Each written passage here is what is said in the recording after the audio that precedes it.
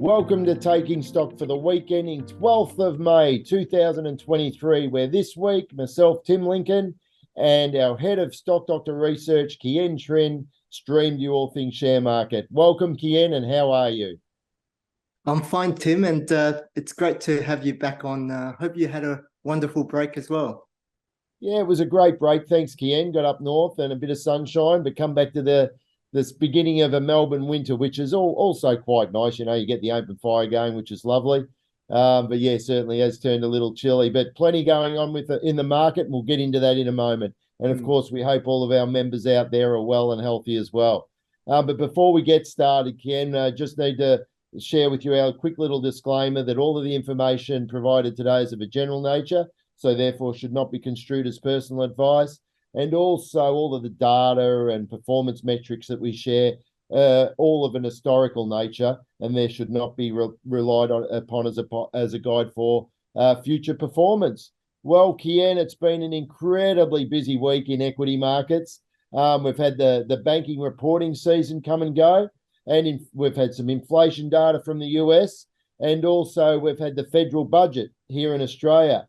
But it's really important, isn't it, to block out as much of the macroeconomic noise as we possibly can and really focus on the facts of investing. And that's what we believe to be the data, the financial data and the fundamentals of companies. And therefore ensuring that we construct portfolios of high quality, healthy companies that meet our growth metrics or income metrics relative to the types of stocks we're looking for. And especially, Kien, making sure in this environment that we avoid stocks that may not be able to withstand the current economic challenges that lay ahead. Yeah, that's right, Tim. You've mentioned US inflation and the annual inflation figures. They have fallen with the annual consumer price index dropping to around 4.9% last month. But despite this, if we drill down deeper, though, the core inflation rate, it actually rose by 0.4% in April. And that was up sharply from 0.1% a month earlier. Now, this stubbornly high inflation rate means that there could potentially be further interest rate rises to come. And this could, again, put pressure on those profit margins, Tim, and those financially weak businesses. Yeah, and when you refer to core inflation, Kian, what do you mean by core inflation? Core inflation, Tim, really takes out the volatile items of inflation, such as things like energy prices, for instance, Tim. So it really looks at what drives inflation and is more a sustainable rate. Okay, excellent. Thank you for that, Kien. And it's really fascinating too, Kien, isn't it? It's been a statistic that's really been quite consistent over a long period of time, but still currently 2/3 of Australian listed companies are financially unhealthy. Hence why investing in equity markets, unless you take financial health into account, is an absolute minefield.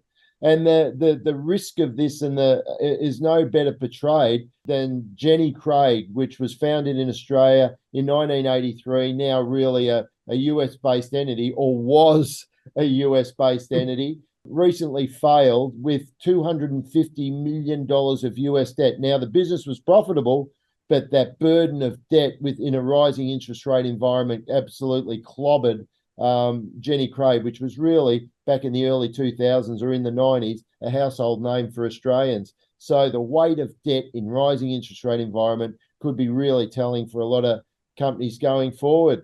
And this event tells us that the risks are not purely concentrated on startup companies, Ken, or the small to mid-cap sector that often carry a bit of debt to fund their growth, but it's also relative to the size of a business like Jenny Craig, also can affect, rising interest rates can affect mature businesses.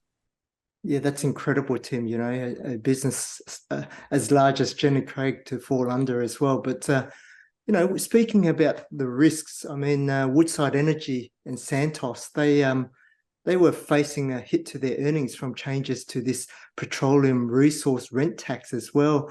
However, the issue from the release of the federal budget this week was better than feared.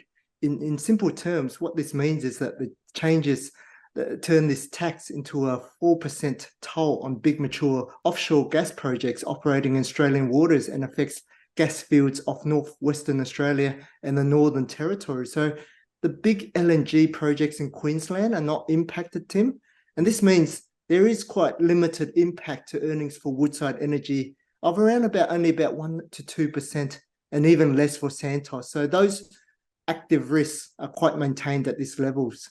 Yeah. And in keeping with the resource theme, Kien, it was great to see this week the borderline star growth stock and rare earths producer Lynas announced a much needed 6-month extension to its cracking and leaching license in Malaysia. What does this then mean from an earnings perspective going forward, Kien?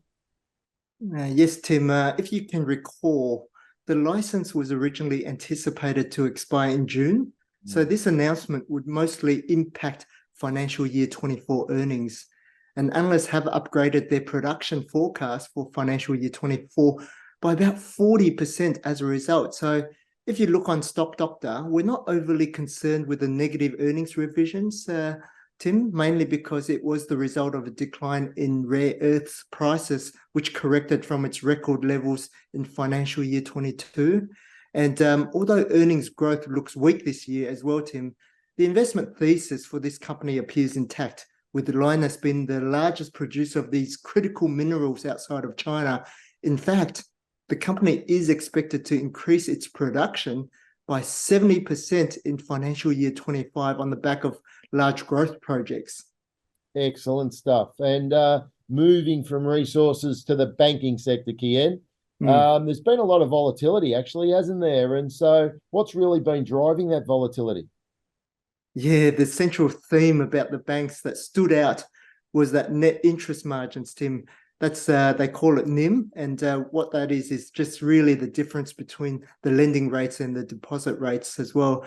But it seems that these NIMs are peaking out earlier than expected, and the core driver of the bank's earnings really is the NIM, because if you think about it, that's where most of their revenue is generated. And with slower home loan growth, and you've got rising interest rates as well, there has been intense competition for mortgages and deposits as banks try to maintain their market share.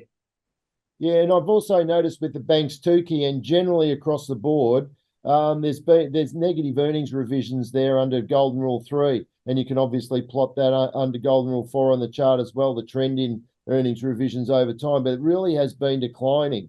But the good thing for investors is that they're still paying really attractive dividends, aren't they? And with the NAB, Westpac, ANZ, gross dividend yields, which includes franking credits, over 9% still. So incredibly attractive. But with these earnings downgrades, Kien, could they possibly affect dividends going forward? Yeah, quite a pertinent question now, Tim. You know, the economy still remains quite resilient. And if you look at unemployment rates, it's quite low. So this has helped the banks to contain what they call bad debt expenses. So we still have confidence on the forecast dividend in the coming 6 months. In fact, Tim, all the major banks were able to increase their dividend on the prior year over this reporting season. And that suggests that the environment isn't too bad. However, I think beyond 2023, earnings growth and the return on equity, that's expected to fall. So there is a risk that forecast dividends for these years could be reduced. But despite this, though, the gross dividend, as you mentioned, Tim, of between 9 to 10%, that provides investors with quite a reassuring margin above the market yield and even cash rates at the moment. Yeah, absolutely, Kien. And speaking of banks, Macquarie produced a really solid result with earnings growth of 7%, despite the turmoil that exists currently in the global banking sector. So how did they manage this terrific result? Yeah, that's incredible, Tim, you know, but if you think about Macquarie's business model, it's actually significantly more diversified compared to even the big four banks or even the US regionals that had the problems, and Credit Suisse as well. The majority of Macquarie's earnings actually stem from its asset management and commodities division, and that accounts for about 80% of group earnings.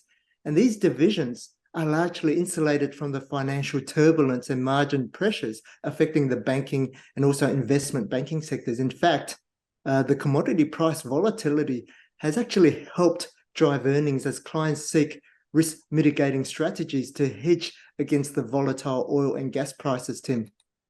Yeah, thanks, Kien. And yeah, very, very well diversified business, isn't it, for within the banking sector? So really good business model that can withstand varying different economic environments. But moving on to the corporate calendar, Kien, and it's been a really busy period for you with the banking reporting season and the like, and lots going on around the world for you guys to consider. But it never rests, does it? Another busy little period coming up in regard to corporate activity. And so what's happening next week, mate? Yeah, it doesn't stop, Tim. And we've got borderline star growth stock, Incitec Pivot, and also star growth stock, Aristocrat Leisure.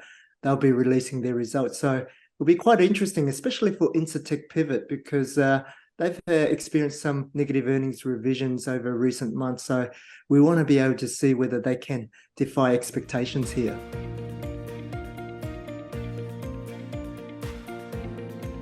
And now to Under the Microscope, Kien. And this week we take a look at a lithium producer and borderline star growth stock, Allkem, who announced a merger with its North American peer, Livent. Just to put things into a little bit of perspective, Kien, from a revenue perspective, Allkem generated around $1.9 billion worth of revenue, while Livent produced around 1.2 billion. So Allkem a little bit bigger than Livent, and that revenue generation was in the last calendar year. So Kien, what's the rationale for the deal with two entities of similar size? Yeah, there's a lot of things happening in this lithium space, Tim, but Allkem, they have a very large pipeline of lithium mining operations, which means they can have cheap access to raw materials. And Livent, they are involved more with the processing of these minerals, and they operate lithium conversion facilities across the globe. So therefore, the key strategic rationale for this deal is to bring together access to the low-cost raw materials with the processing capabilities of these plants. I see. It makes sense. This obviously will allow Allkem to capture more market share through the supply chain and improve its return on invested capital, ideally, Kien. And it's great to see shareholders were really rewarded yesterday on this particular announcement where the stock was up around 15%. So, Kien, under Golden Rule 3, can you provide some more colour on how this merger may impact future earnings of the company? Yes, Tim, the deal is scheduled to complete at the end of this calendar year, so it won't really impact financial year 23 earnings, but over financial year 24, Tim, the company expects synergies from operating costs and capital investments, which should translate to an earnings uplift of around 10%. But really, the focus here, Tim, is the value created over the longer term because of the efficiencies created with a vertically integrated business now. Okay, and given the companies both have really strong cash flows, we don't expect financial health of the merged entity to be impacted or affected at all. But there is a very interesting change to the listing of Allkem, isn't it? At the moment, it's purely an Australian listed stock. But with the merger, it's really interesting to see that they will be primarily listed on the New York Stock Exchange, Kien. So what does this mean for the Aussie investors in Allkem? Yeah, those who hold this stock here, Tim, will receive what they call CHESS depository interests, or CDIs, in the new entity, which will continue to trade on the ASX. Now, what is a CDI? It's really an instrument that gives investors the same beneficial interest in foreign companies as holding these shares directly on their foreign exchange. So, and a perfect example of this, Tim, is Star Growth stock ResMed, which also has its primary listing in the United States. Okay, so in short, Kien, there's no material difference for Australian shareholders, which is great. And being exposed to the US market could allow for more research, even though the stock is well covered currently. It just does increase that breadth of research. So that's really good. More visibility on the company is always great from an investment perspective. But of course, how reliable are those forecasts given the active risk, Kien?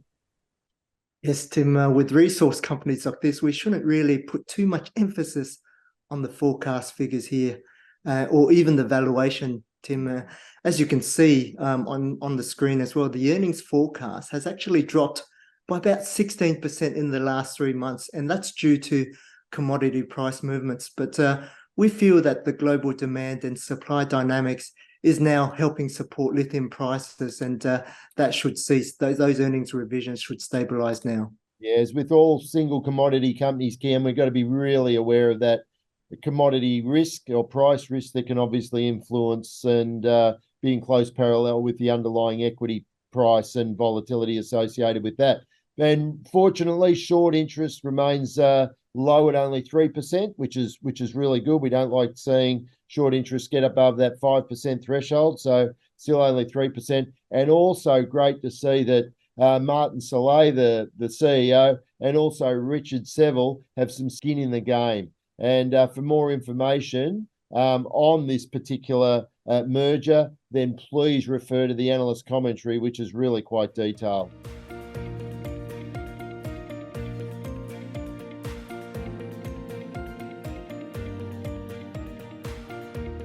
And now to question of the week, Kien, and we're going to swing things back to the banking sector. And with the banking reporting season all wrapped up now pretty much, one useful question for income-style investors is which bank is best positioned to withstand the net interest margin pressures of the sector at the moment? And remember, net interest margins were what we focused on earlier on in this particular recording.